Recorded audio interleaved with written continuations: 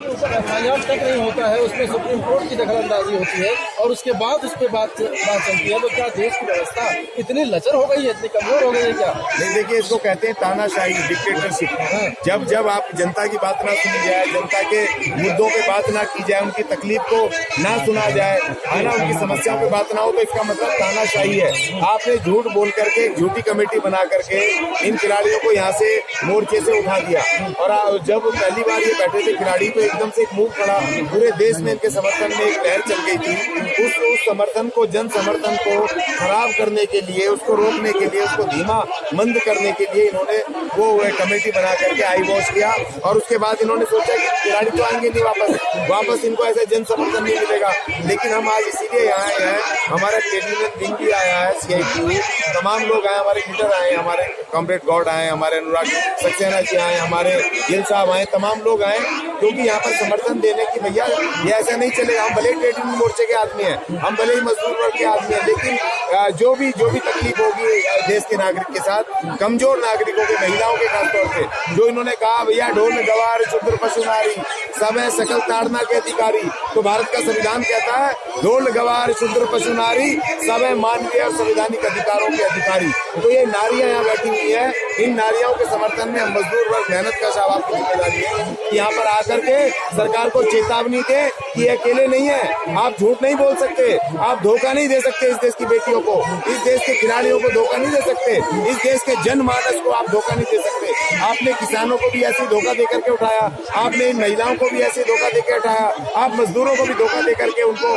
छल कपट करके उनको हटा देते हो। तो अब नहीं चलेगा, आप सब मिलकर के तुम्हारे खिलाफ लड़ेंगे। बड़ी बात तो ये है कि फरवरी में ही दैनिक भास्कर ने एक रिपोर्ट छापी थी और उसमें ब्रजभूषण सिंह के ऊपर लगे हुए तमाम आरोपों को निराधार बताया था। और उसमें ब्रजभूषण सिंह भी ये कहते हुए पाए गए थे कि हमारे ऊपर जितने भी आरोप थे वो सब मनगढ़ंत थे, इनका सच्ची से कोई ताल्लुक नहीं है। और उस आधार पर जो है ये सारे तमाम चीजें जो है वो असंबंध। देखिए, कभी चोर को सुना आपने कि मैंने चोरी की है? कभी आप, और देखिए आजकल ये चल गया नया सिस्टम, अब तो कोर्ट कचहरी की जरूरत नहीं है ना। वो जिस पार्टी से आ रहे हैं तो वहाँ पर ताबड़तोड़ वो गोली मार करके न्याय हो रहे हैं। अब न्यायालयों की जरूरत नहीं है, वो कह रहे हैं कि जिसको हम दोषी बताएं उसको गोली मार दो, वो ठीक है, दोषी था वो, चाहे कोर्ट की जरूरत नहीं है। तो इसीलिए वो ब्रजभूषण जी कह रहे हैं दोष को मान लिया, क्योंकि उनकी पार्टी सत्ता में है और जो पार्टी है वो पार्टी वहाँ पर ताबड़तोड़ गोलियां मार रही है, वो कह रही है कोर्ट में जाने की जरूरत नहीं है। तो इसलिए वो कह रहे हैं ठीक कह रहे होंगे, लेकिन हम यहाँ कह रहे हैं कि भारत के संविधान में है कि आपको कोर्ट न्यायालय फेस करना पड़ेगा। सरकार वहाँ पर पुलिस प्रशासन है, उसको FIR दर्ज करनी पड़ेगी। ये सेक्सुअल हरासमेंट का ये मैटर है, ये आसान नहीं है, ये कोई चोरी चकारी या करप्शन के नहीं है, ये सेक्सुअल हरासमेंट की बेटियां लगा रही हैं, आपको FIR दर्ज करनी पड़ेगी। कोर्ट का आपको फेस करना पड़ेगा कोर्ट को, और कोर्ट तय करेगा कि कौन दोषी है कौन निर्दोष है। कोर्ट आपको दोषी निर्दोष बता दे तो हमें कोई दिक्कत नहीं है, इनको कोई दिक्कत नहीं है।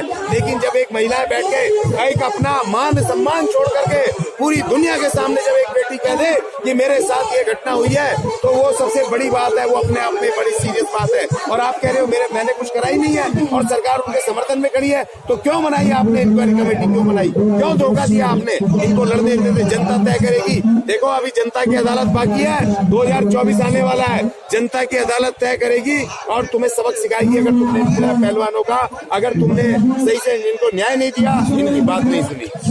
ये जो लड़कियां हैं, जो महिलाएं हैं यहाँ बैठी है धरने पे, जब इनके साथ ये हाल है तो जो आम जनता, जो नागरिक है, उन महिलाओं और बेटियों के साथ क्या हाल होगा? कैसा कानून व्यवस्था है? तो बहुत बुरा कानून, बहुत बढ़िया है, कानून को मत बोलो। लोग बोलते हैं कानून कैसा, अरे भाई कानून बहुत अच्छा है, उसको लागू करने वाले जब गलत लोग हैं। बाबा साहब ने कहा था 26 नवंबर 1949 को भारत को संविधान देते हुए कि भैया ये संविधान ना तो कोई अच्छा होता है ना बुरा होता है, उसको लागू करने वाले, उसको चलाने वाले लोग गलत और अच्छे होते हैं। एक अच्छा आदमी खराब से खराब कानून को भी जनता के हित में लागू करेगा, जनता की सुरक्षा के लागू करेगा, और एक गलत आदमी एक अच्छे से अच्छे कानून को वो भी गलत तरीके से उसको लागू करेगा। और वही हो रहा है। एक महान संविधान जो भारत का, जो सबसे दुनिया के अंदर, जो अपने नागरिकों को सबको स्वतंत्रता, न्याय, समता और बंधुता की गारंटी देता है, वो संविधान को आप लागू नहीं कर रहे हो और आप गोलियां मार करके ताबड़तोड़ सड़क पे अपने आप न्याय कर रहे हो। ताना